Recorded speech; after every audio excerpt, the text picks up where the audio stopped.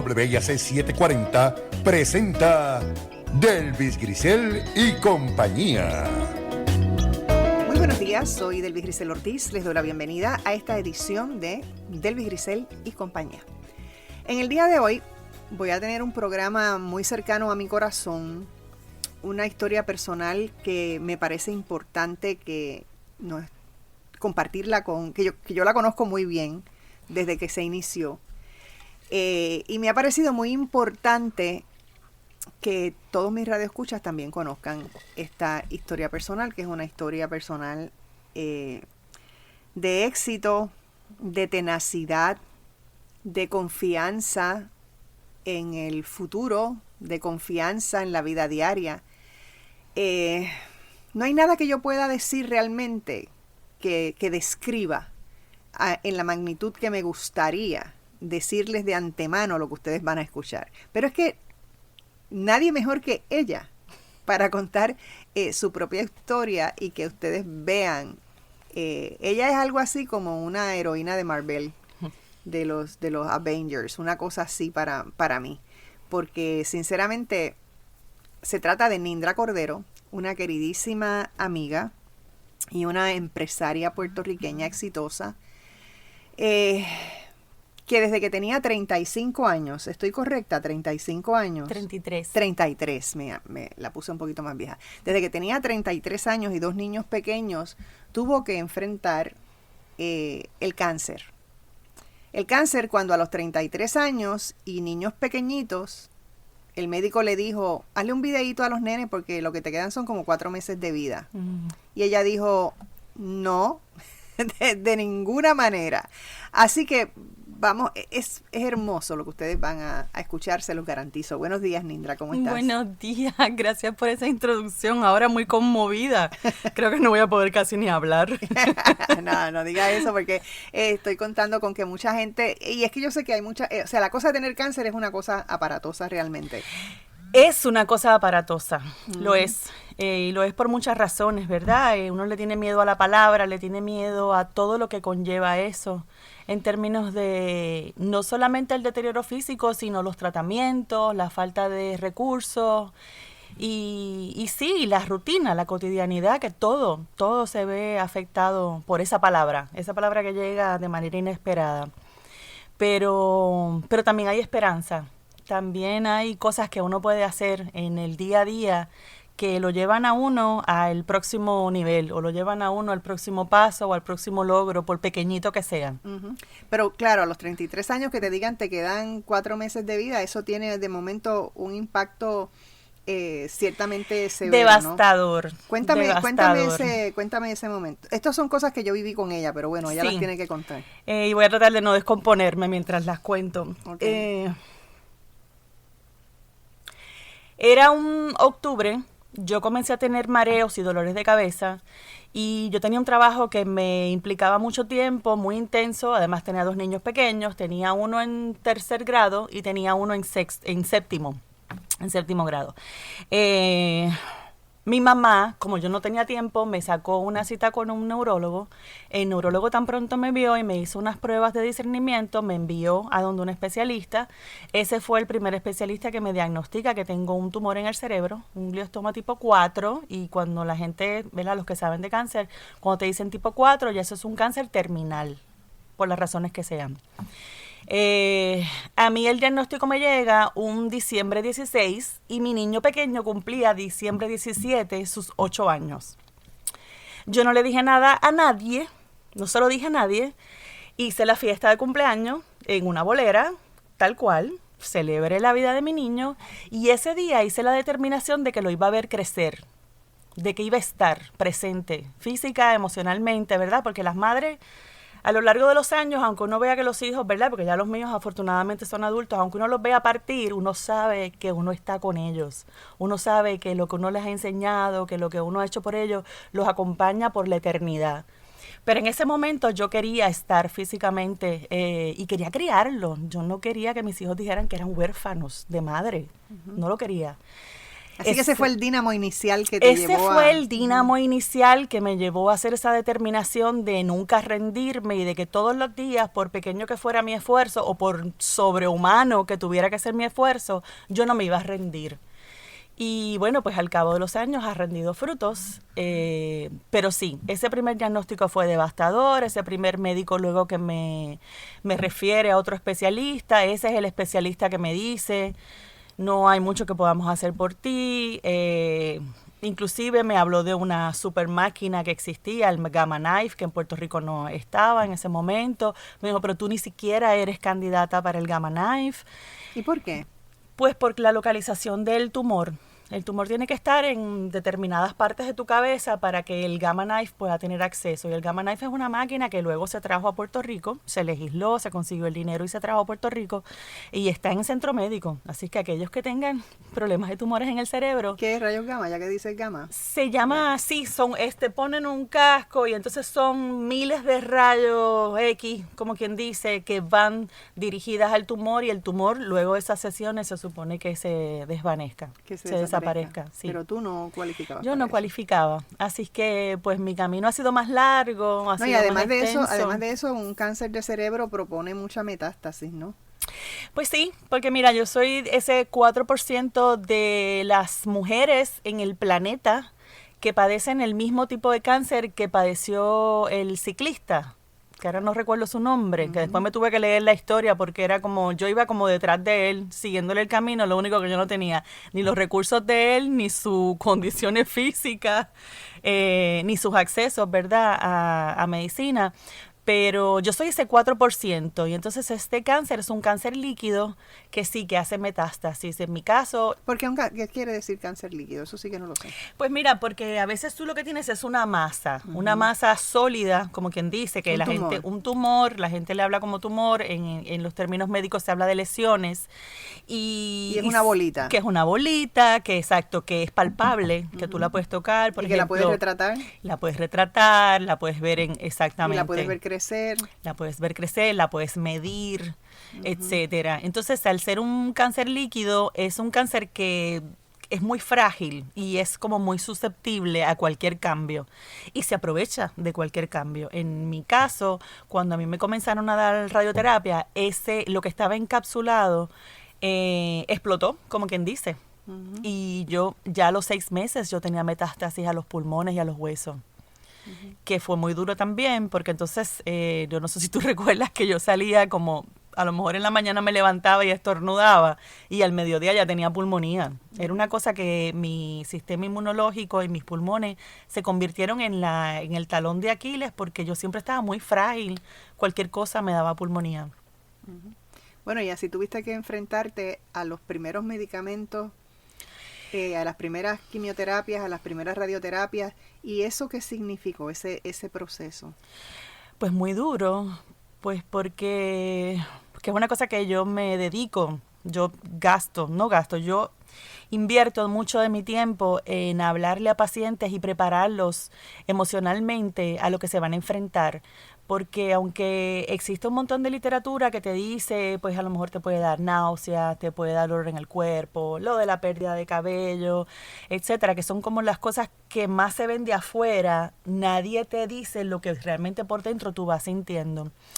Y de nuevo, yo tenía 2 niños pequeños, un trabajo de mucha demanda física, no eran estos tiempos que podemos estar remotos, sino que había que estar presencial. Y de mucho estrés, era un trabajo de mucho estrés.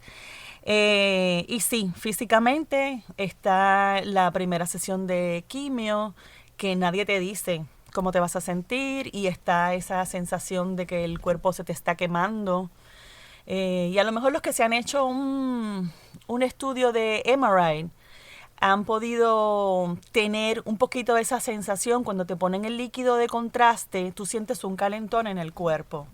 Pues magnifiquen eso a miles de veces en términos del calor y de la molestia que se siente en el cuerpo cuando la quimioterapia va entrando. Yo escogí hacerla los viernes para poder continuar asistiendo a mi trabajo y no faltar y continuar con ¿verdad? Las actividades de los niños. Yo las hacía los viernes en la mañana, de ahí salía al trabajo, trabajaba todo el día, recogía a mis niños y entonces como quien dice convalecía de esa quimio los sábados y los domingos, y los lunes como fuera me levantaba y trabajaba y ¿verdad? Cumplía con mis compromisos. Cuando vino la radioterapia que todo el mundo piensa, ay, te metiste en una máquina de rayos X y saliste, pues es un procedimiento bastante rápido en términos del tiempo que inviertes, pero es un procedimiento que por las razones, ¿verdad?, de los químicos en tu cuerpo reacciona a esos rayos y demás, a la media hora. Tú puedes empezar a coger la radioterapia a las 8 de la mañana y a las 8:30 tú sales de la radioterapia y a las 9 de la mañana tú no tienes una onza de energía en el cuerpo. Tú puedes tener todo el ánimo del mundo y todos los deseos del mundo de hacerlo desde lo más sencillo hasta lo más complejo y el cuerpo no te da, está muy cansado, está muy adolorido, se quema, que la gente tampoco lo sabe, la gente no se da cuenta que, por ejemplo, ahora mismo tú me puedes ver, yo tengo una quemadura en este dedo. Cuando tú coges radioterapia, la piel donde tú estás cogiendo radioterapia se pone así, y eso arde, eso molesta, eso te pica, eso se va sanando. Y bueno, así fue como por varios años. Bueno, y eso te llevó de entrada a perder el pelo. Oh, sí. Y entonces, ¿cómo fue esa experiencia por primera vez? Que yo les voy a decir que yo la admiro. Porque, bueno, pero no se los puedo contar yo, se los tienen que contar. Pues por primera vez me cogió de sorpresa porque también esa parte como que no le había prestado mucha atención y no tenía idea de cuánto tiempo iba a tardar en ocurrir. Yo tenía mi cabello bastante largo en el momento en que me diagnosticaron y me lo recorté como al nivel de los hombros, pensando en que si no le hacía peso al pelo, a lo mejor no se me caía, no sé qué cosa. No todo el mundo reacciona igual. Yo he visto pacientes que, ¿verdad? Y también a través de los años. Que no se les cae el pelo. Que he cogido también otro tipo de quimioterapias y no se me ha caído el pelo en esos tratamientos. Pero en ese momento a mí, a los 14 días exactos de haber cogido mi primera quimioterapia, recuerdo que era un sábado, me levanté y mi almohada estaba llena de pelo. Cuando llegué al espejo del baño, me di cuenta que tenía huecos muy, muy grandes, huecos que eran, ¿verdad? A la vista se iba a notar que ya no tenía pelo igual. Afortunadamente yo siempre he contado con el apoyo del padre de mis hijos y esa fue la primera persona que llamé y le dije, ¡ay! Houston, we have a problem. Los niños dormían hasta tarde y él salió corriendo, me compró 2 pañuelos muy grandes y me dijo, mira a ver cómo tú resuelves con esto. Me puse los pañuelos para que cuando los niños se levantaran no me vieran, no tuvieran el impacto. No tuvieran el impacto, y entonces les dije, bueno, ya se me está cayendo el pelo, vamos a ver cómo es el proceso y demás. Y ambos participaron de raparme la cabeza, de lo que me quedaba. No me quedaba mucho. Y fueron partícipes. A ambos les pegó duro, especialmente a mi hijo menor. No le gusta ese proceso. Dice, después que se te cae, ¿verdad? Ahora de adulto cuando lo conversamos, me dice, después que se te caía, a los 2 o 3 días ya yo ni me acordaba cómo era tu pelo o no me ocupaba eso. Pero ese proceso cuando el pelo se caía, ¿verdad? Nosotros que somos mujeres, que está muy ligado a nuestra feminidad, que te cambia totalmente hasta cómo tú te percibes. Pues fue duro. Igual yo, por ejemplo, como yo tenía un trabajo que requería tanto de la presencia, yo usaba para el trabajo los primeros días, fui con los niños, escogimos una peluca que se pareciera, con la que ellos se sintieran cómodos. Yo no me sentía cómoda con la peluca, así es que yo la mayor parte del tiempo usaba una gorra o usaba un pañuelo y solo para el trabajo usaba la peluca. Uh-huh. Eventualmente dejé de usarla, no me hallaba con lo de la peluca y la dejé de usar y andaba por la vida pues con la cabeza rapada, calva. Así calva. Que tengo que hacer una pausa ahora, pero al regreso quiero que me cuentes esa decisión de, mira, voy a asumir mi calvicie y voy a, que fue la mejor decisión que tomaste porque te veías espectacular. Espectacular, pero espectacular, gente. Yo les cuento ya mismo. Regresamos en breve.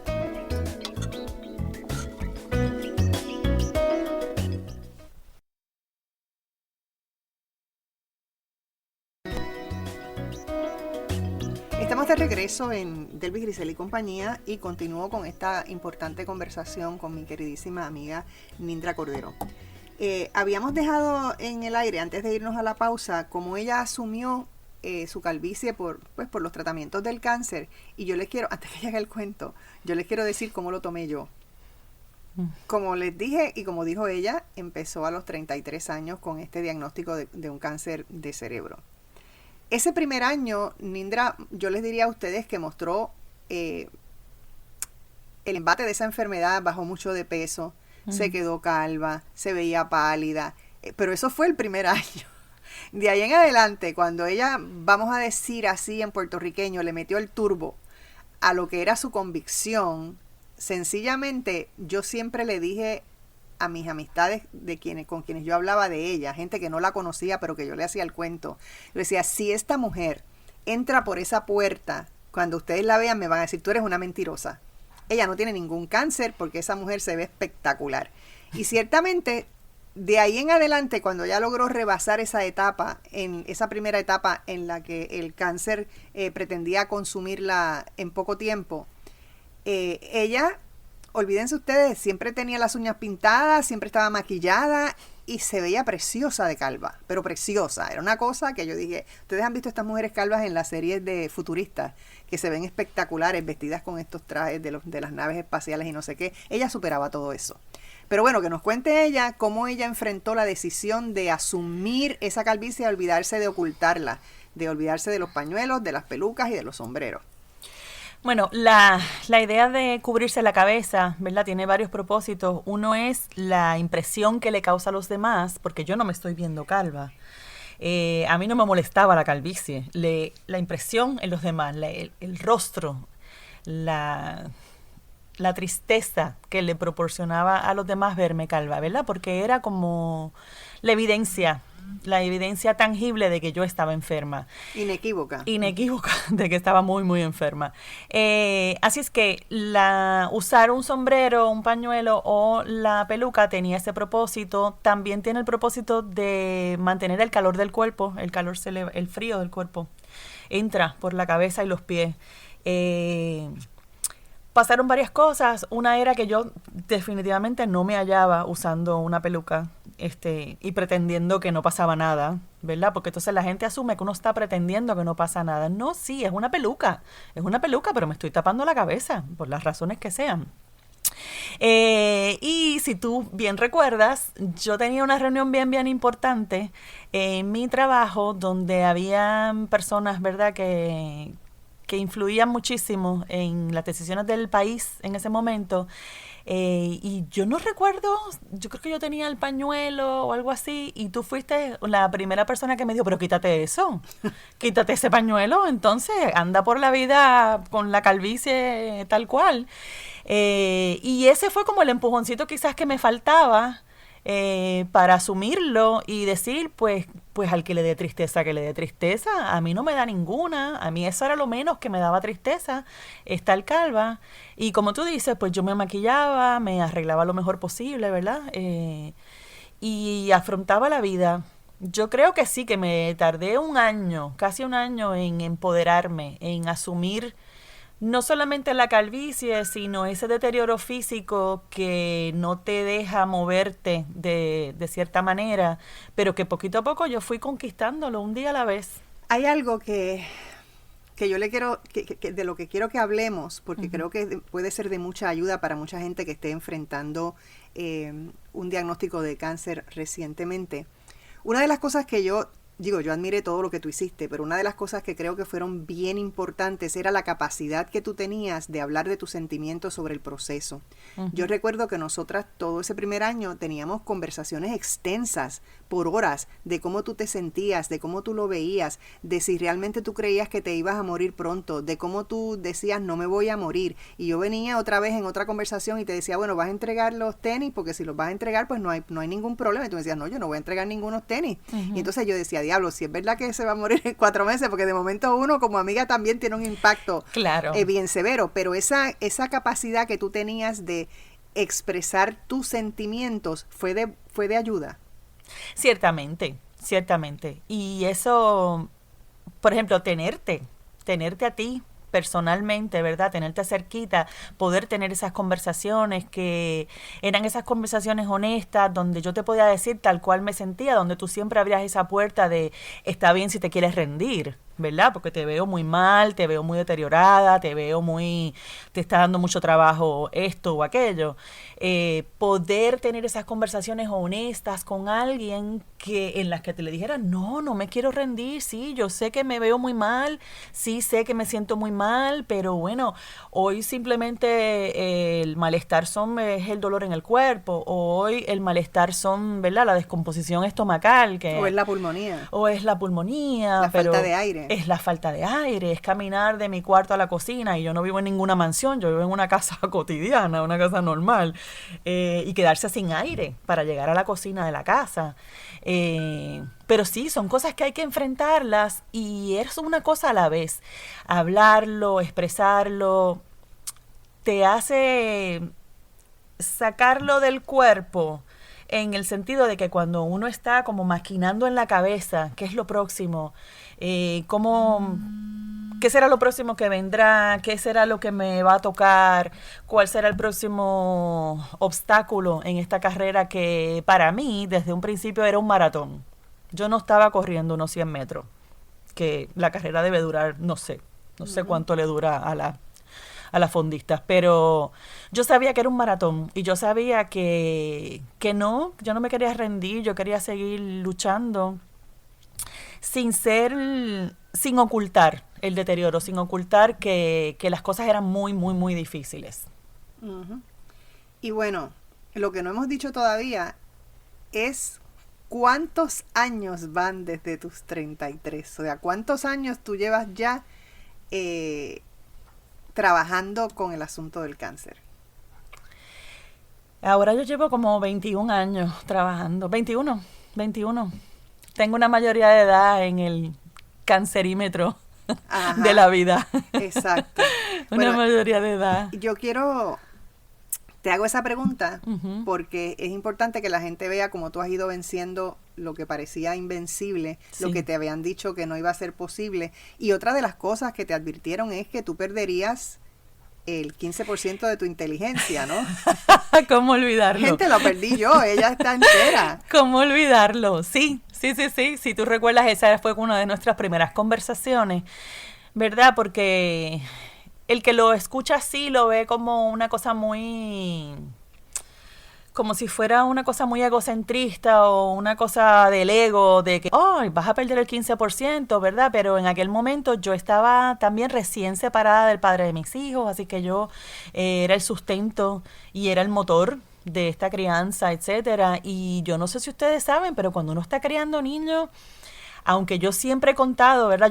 Yo nunca me he considerado una madre soltera, yo he contado con el padre de mis hijos en esa crianza. Siempre hemos sido, ¿verdad? Compañeros de la vida y de la crianza de nuestros hijos, pero cuando tú estás solo con 2 niños es un 2 para 1. Uh-huh. Y los niños suelen ser bien inteligentes y suelen ser bien hábiles y demás.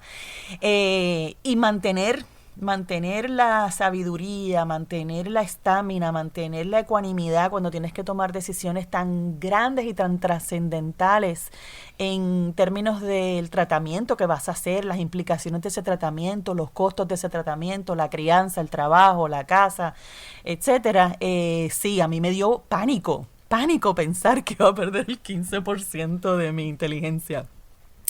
Y recuerdo que una de nuestras primeras sesiones de Daimoku era para que eso no ocurriera. Exacto, ¿no? Y otra cosa importante es que también era tan y tan impactante eso que decidimos un poco bromear con eso. Llevamos 21 años relajando con quién está perdiendo el 15. Exacto, les aseguro que soy yo y no ella. No, mentira. Porque realmente ella no ha perdido nada. Bueno, el caso es que el tiempo pasó. Uh-huh.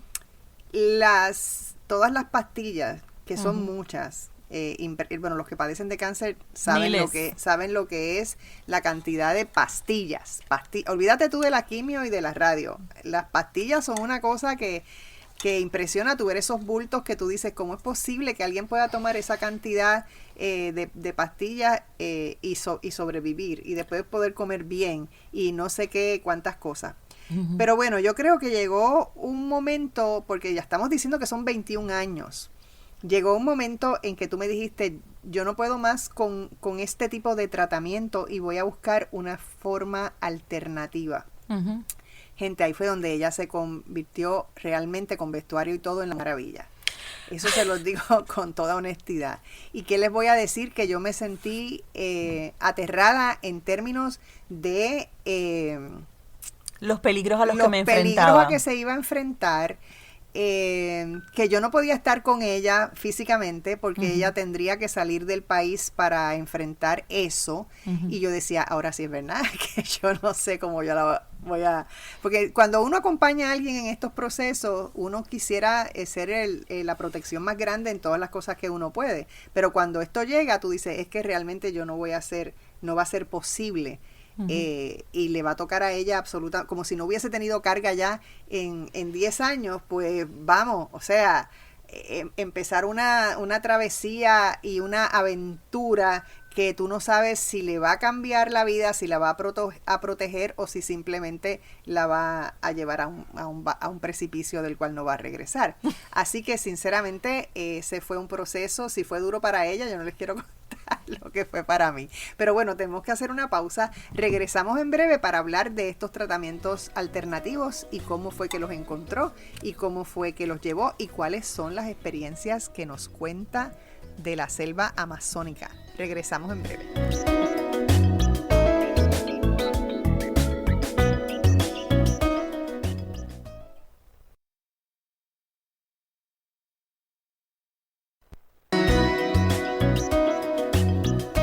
Estamos de regreso en Delvis Grisel y compañía y continúo esta conversación de la cual me hace muy feliz compartir con ustedes toda esta experiencia de Nindra. Y creo que les va a servir de ayuda a muchas personas que estén enfrentando estos diagnósticos de cáncer de momento, ¿no? En este tiempo específico, y a los que ya han sobrevivido también debe traerle mucho recuerdo de cómo los enfrentaron. Pero bueno, el caso es que llegó un punto en que a Nindra le pareció que era demasiado el tratamiento de las quimios, de las radios y de todo ese montón de pastillas y no sé qué, y decidió buscar algo alternativo. Cuéntame qué fue eso, cómo pasó y cómo lo encontraste. Bueno, yo tengo un hermano mayor que por cosas de la vida había comprado unos acres en la Amazonía para salvarla. En la Amazonía, ¿verdad? Los grandes intereses compran las tierras y entonces la deforestan. Y él teniendo pasaporte americano, aunque es puertorriqueño, cuando las personas compran esas tierras, pues entonces los demás las respetan. Y él comenzó a ir a la Amazonía, conoció a esta persona y un buen día me llamó y me dice, yo conozco a esta persona que dice que su papá te puede curar. Pasaron años y finalmente llegó ese momento en mi vida en el que yo estaba lista para cambiarlo todo, cambiar el paradigma. ¿Cómo así? Bueno, yo creo que... Porque eso fue un atrevimiento bien grande. No, eso es como de las cosas más descabelladas que yo he hecho en la vida y que las he hecho en contra de no solamente de los pronósticos en términos de la salud, sino en contra de lo que todo el mundo quería que yo hiciera, en contra del consejo maternal, del consejo paternal, etcétera. Todo el mundo decía, esto es una locura, ¿cómo vas a hacer una cosa como esta? Pero cuando tú no tienes nada que perder, porque realmente has vivido mucho en términos de la enfermedad. Uh-huh. Y además cuando pasaron los 4 meses y no te moriste. Claro. Ya tú dices, ay, perdóname. Perdóname, por favor. exacto. Y bueno, también aquí hay una cosa de decir, ya me he ido conociendo, he ido aprendiendo, ¿verdad? Todo lo que uno va viviendo en la vida te va preparando para lo próximo. Y es decir, en ese momento yo estaba lista. Fíjate que cuando él me lo dice, yo ni siquiera lo pondero. Pero 2 o 3 años después, un buen día me levanto y digo, yo voy a llamar a mi hermano y le voy a decir, llévame, vamos a la selva. Y coincide con que él está en Perú. Acordamos encontrarnos en Perú, en esta isla dentro de Perú que se llama Iquitos, y de ahí emprendimos la marcha hacia la selva, sin saber si era cierto, si esto iba a ser, ¿verdad?, de estos viajes que hacen los turistas, que muchos turistas van a Perú y van a los áreas limítrofes de la Amazonía, desde Brasil, desde Colombia, desde Perú, y van a unos supuestos chamanes, pero que yo los he visto de lejos y sé que son unos charlatanes.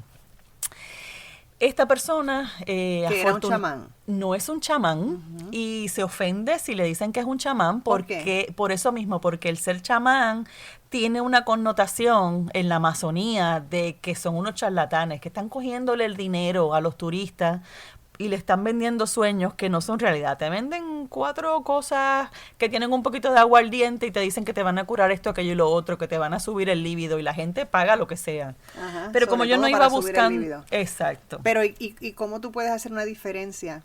Ah, bueno, porque yo he tenido que ir... No, yo sé tú, pero en términos de lo que él te explica y te dice, o sea, no quiero que me llame chamán, pero lo que él hace, que es cierto y que es honesto, es el trabajo de un chamán, ¿no?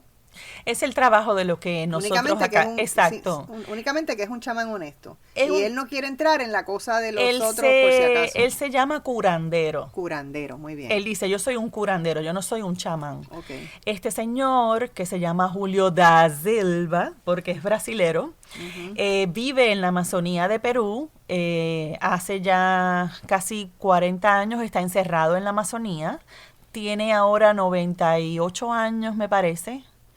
Y bueno, me recibe, de verme, me dijo que yo estaba enferma.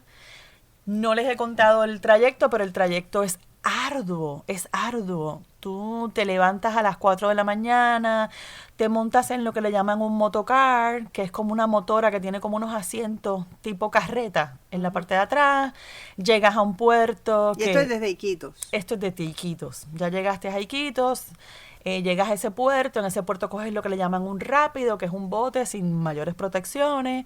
Ese bote está corriendo por el río Amazonas a lo mejor 1 hora y media, 2 horas. Va parando, como si fuera la piscicorre, que va parando y la gente le hace señas desde la orilla del río y si tiene espacio se detiene, si no tiene espacio lo sigue.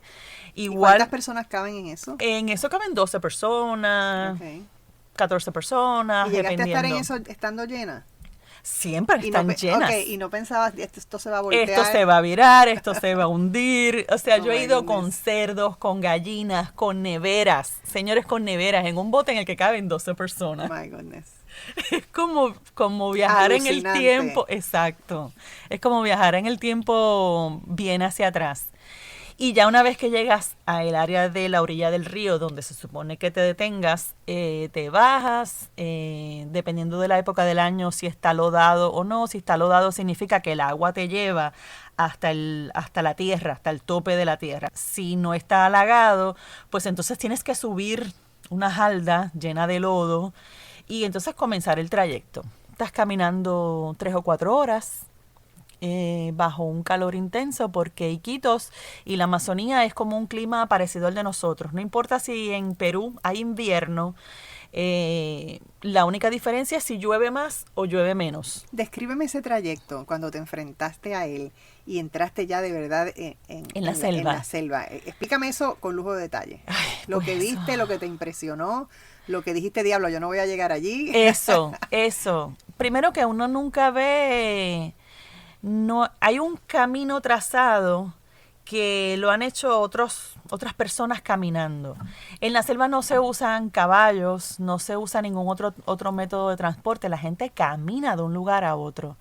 Y hay partes en la selva donde tú logras ver el sol, ves la luz del sol o sea, puedes ver el sol que te está quemando, que te calienta, etcétera, pero tienes otras áreas en las que el sol, sabes que la vegetación es tan densa que casi no ves. Te parece que es de noche. De un momento a otro te parece que es de noche. Hay que cruzar cuerpos de agua en los que no hay un puente tal cual, sino lo que hay es un palo de un árbol que alguien picó y lo tiró. Así es que está totalmente redondeado. Tienes que hacer balance para cruzarlo. No tienes idea si te vas a caer o no. Con el paso del tiempo, ¿verdad? Yo he hecho varios viajes, pues... ¿Y la fauna?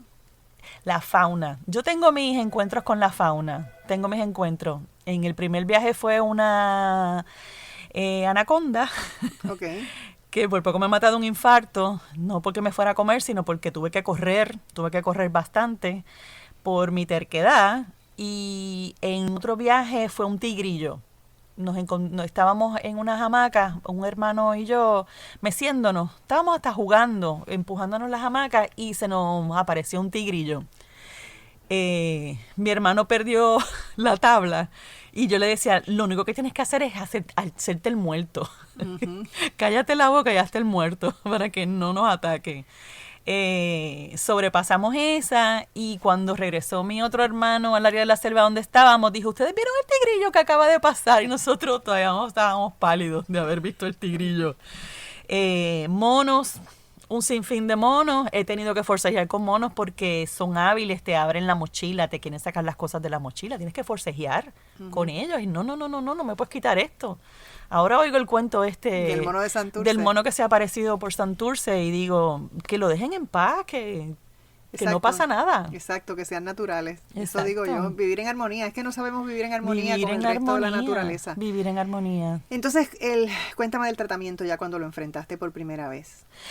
Pues el tratamiento que don Julio me ha dado implica tomarse algo que él le llama medicina vegetal, hacer un baño con varias cosas en las que él nunca te pone una mano encima, sino que él te echa un líquido por la cabeza y tú eres la persona que te lo frota. Él te va diciendo cómo frotar las partes del cuerpo. Hay veces que tienes que frotarlo más fuerte, otras veces más suave. Hay veces que simplemente tienes que dejarlo correr. No te puedes secar. Luego vas a otra área ¿verdad? De donde él vive y él hace como unos rituales que son más espirituales para él tener sabiduría, etcétera.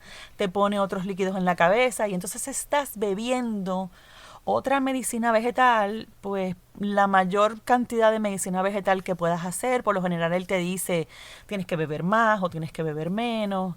Las primeras veces que yo viajé a la selva me quedaba dentro de la selva. De eso mismo te iba a preguntar ahora. Uh-huh. ¿Cómo era la cosa? ¿Dónde te quedabas? ¿Y cuánto? Estarías muy sola allí, ¿no? Bueno, en mi primer viaje yo nunca estuve sola porque mi hermano estuvo conmigo en todo momento. ¿Pero se quedaba a dormir contigo en el mismo espacio? Se quedaba a dormir conmigo en el mismo espacio. Don Julio tiene, como decir, 2 cuartos, ¿verdad? Están divididos por unas tablas. Y pues mi hermano, la hija de don Julio y yo nos quedábamos en un cuarto y don Julio dormía en su cuarto privado. Allí permanecimos como 6 o 7 días corridos. Yo ya estaba que no podía con el silencio. Obviamente no iba preparada con tecnología ni cosas que me acompañaran. Me acuerdo que me llevé mi iPod y qué sé yo, pero qué sé yo, a las 6 horas de haberlo usado mi iPod no tenía baterías. No era este tiempo de ahora que todos tenemos estas baterías, ¿verdad? Después de María. Aunque antes de María ya yo las tenía. Por eso mismo. No tenía iPad para ver cosas, no tenía... Así que me pasaba leyendo, se me iban los días. Los días se te pasan rápido. El silencio te acompaña, pero se te pasan rápido.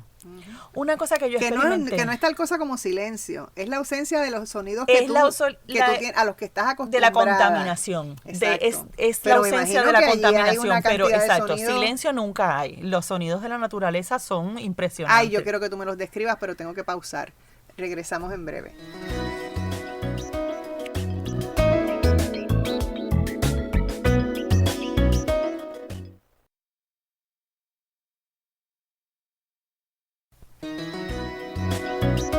Estamos de regreso en Delvis Grisel y compañía.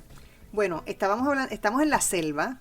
Estamos hablando de la diferencia, de pronto tú dejar todo lo que son los sonidos de los carros, de las fábricas, de la calle, de la música, del internet, del teléfono, desapareció todo eso y de pronto lo único que te queda, lo que tú llamas silencio, es silencio de todo eso, pero hay sonidos de toda clase. Hay sonidos de todas clases, a todas horas. Así que cuéntame, descríbeme eso. Bueno, pues sí, hay una banda sonora que la naturaleza te provee, pero que a la vez toda esta contaminación de sonido que nosotros recibimos a diario, el contraste es tan grande. A mí me pasaron 2 cosas fundamentales en ese primer viaje. La primera es que una vez yo iba con mucha...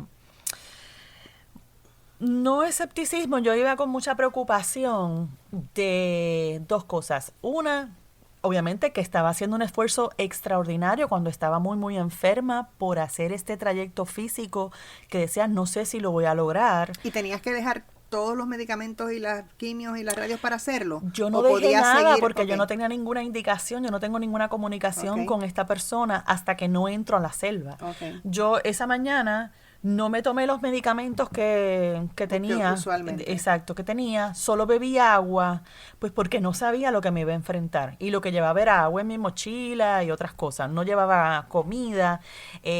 Cargábamos con comida porque nos íbamos a quedar. Pero su hija, que fue la persona que nos conectó con él, sabía qué cosas había que comprar, el pescado particular que podía comer y las verduras que podía comer, etcétera. Así que ella fue la que preparó, como quien dice, todas las provisiones que había que llevar a la selva.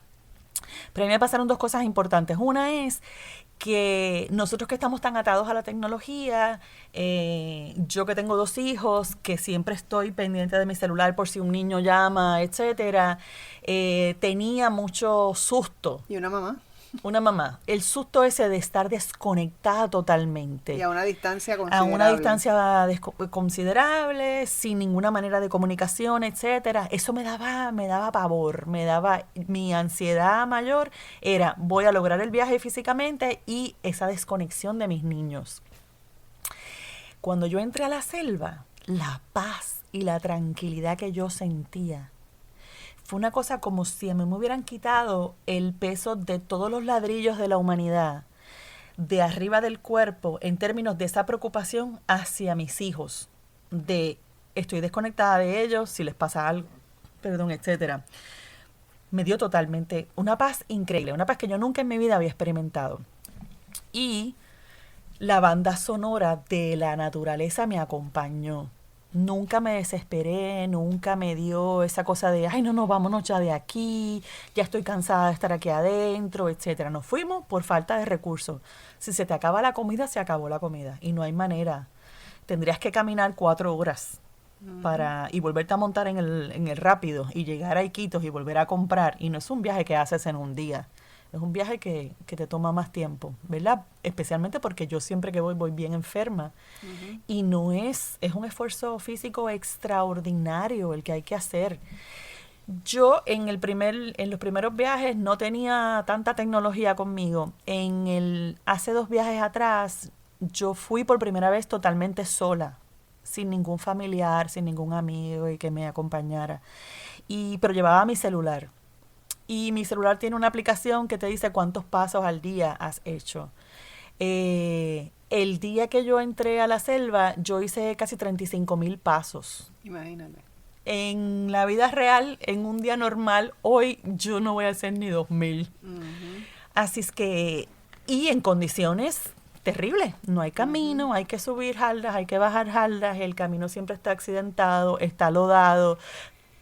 Si no te fijas bien, se te entierra la bota hasta la rodilla. O sea, Te tengo que interrumpir porque como este es el último segmento y no quiero irme del programa sin que... señores, la voy a parar aquí de cómo va el ritmo porque no quiero que esto se me quede fuera del programa. Ella se fue por un risco en un momento dado. En uno de los viajes me caí por un risco. El terreno estaba cediendo, yo no me percaté, mi hermano y la persona que nos guiaba hacia adentro de la selva iban al frente mío, yo era la tercera persona en el grupo. Ellos habían pisado en ese lugar, claro, ellos son más grandes y más pesados que yo. Cuando yo pisé me fui por el risco hacia abajo, con mi mochila en la espalda, que me parece que fue lo que me salvó la caída. Porque al final caí totalmente de espalda. Debo haber caído a, no sé, 16 pies, una cosa así. Obviamente nunca nos había pasado, así es que no teníamos, como quien dice, muchas provisiones. Mi hermano físicamente no se podía tirar a rescatarme. El señor con el que andábamos tenía un super machete y no recuerdo cómo, pero ellos consiguieron una soga y él me la tiró. Entonces me dijo, amárratela de la cintura, yo la voy a agarrar para sostenerte, pero tienes que subirte con tu propio peso. Tienes que usar tu cuerpo para subirte. Y cuando caíste de abajo, ¿no pensaste que se había roto algo? Cuando caí, lo primero que pensé fue que se me había roto la espalda, porque el impacto fue grande, pero sentí que tenía movilidad. Cuando me incorporé me di cuenta que mi pierna derecha no me sostenía. Y no dije nada. No les grité, no les dije nada. Seguí buscando la manera de salir de ahí. Lo logré subir. Estábamos a mitad de camino para llegar. ¿Te tomó llegar. como cuánto tiempo subir esos 16 pies? Me tiene que haber tomado casi 2 horas haber subido. Porque por momentos me volvía a resbalar y volvía, 2 horas. Cuando llegué a donde estaba mi hermano y don Luciano, que es la persona que me ha acompañado en los últimos años, me di cuenta que sí, que mi pierna estaba dislocada, mi pierna derecha, se me había salido. Uh-huh. Y era muy difícil. Entonces, don Luciano picó unos árboles, unos pedazos de madera, qué sé yo, para poderme sostener de ellos. Un poco entablillarte. Un poco entablillarme y que pudiera apoyarme, en vez de tener la pierna, apoyarme en eso y arrastrar la pierna. Me preguntaron si queríamos salir de la selva y les dije que no, que lo siguiéramos, que regresar, ¿sabes? Que completáramos el viaje hasta llegar a donde don Julio. Lo hicimos. Don Julio me trató, me acomodó un poco la pierna y demás, y me dio una medicina vegetal diferente para que yo pudiera tener un poquito de estamina para salir. Porque me dice, vas a tener que ir a un hospital y van a tener que intervenirte con la pierna y demás. Y tuve que hacer el camino. Ellos siempre te ofrecen conseguir a alguien que te cargue, ¿verdad? Y 2 cosas con eso. Primero, que a mí me parece abusivo pedirle a otra persona que sostenga mi cuerpo. Por un trayecto que tú por sabes un trayecto de 4 horas que yo sé lo difícil que es. Y segundo, siempre pienso que me pueden lastimar más, uh-huh, que puede ser más accidentado ese uh-huh camino.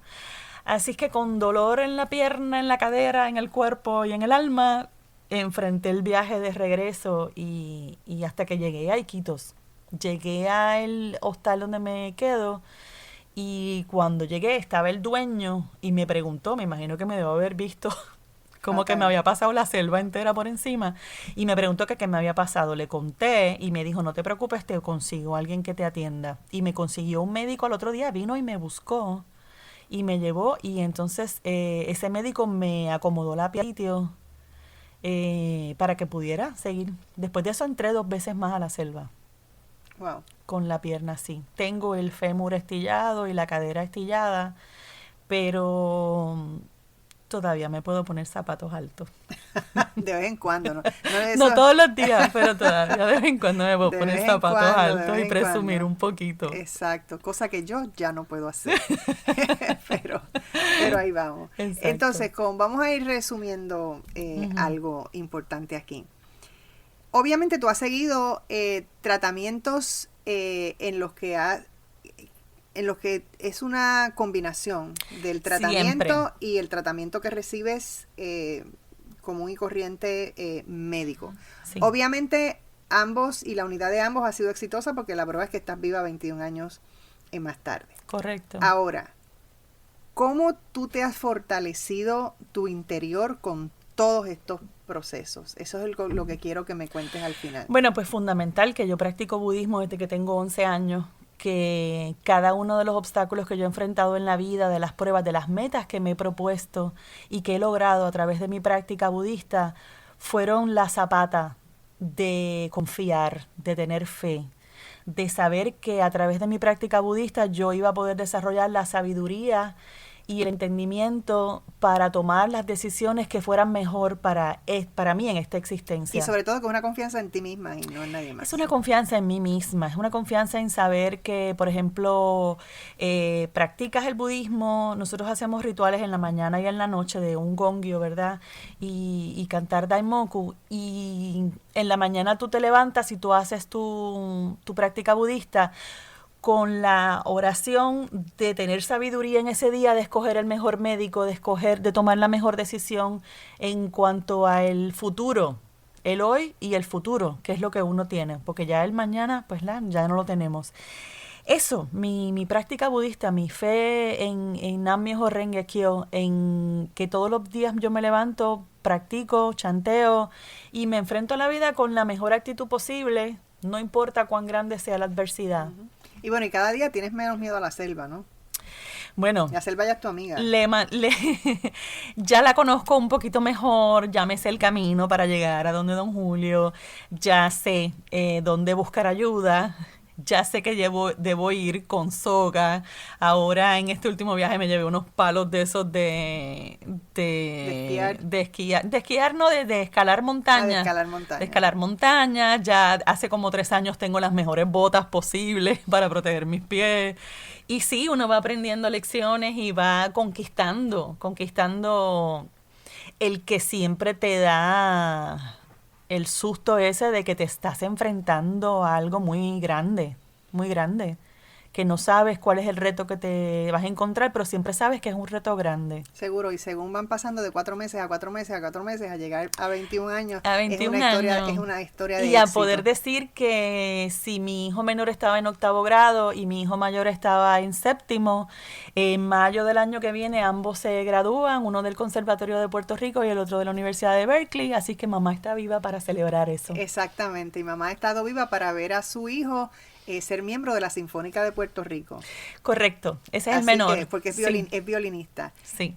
Así que, bueno, no tengo que decirte lo orgullosa que me siento de ti. Se me ha terminado el tiempo, pero hay muchos cuentos más. Ella en otro momento regresará para seguir contándonos esta maravillosa historia que es su vida. Así que gracias, Nindra, por estar aquí. Gracias a ti por la compañía en estos 21 años. Oh, imagínate tú, todo el aprendizaje. Yo siempre digo que ella es mi ídolo y yo aprendo muchísimo cada día de ella. Bueno, amigos, muchísimas gracias por escucharnos. Que tengan un día maravilloso y sobre todo lleno de mucha paz.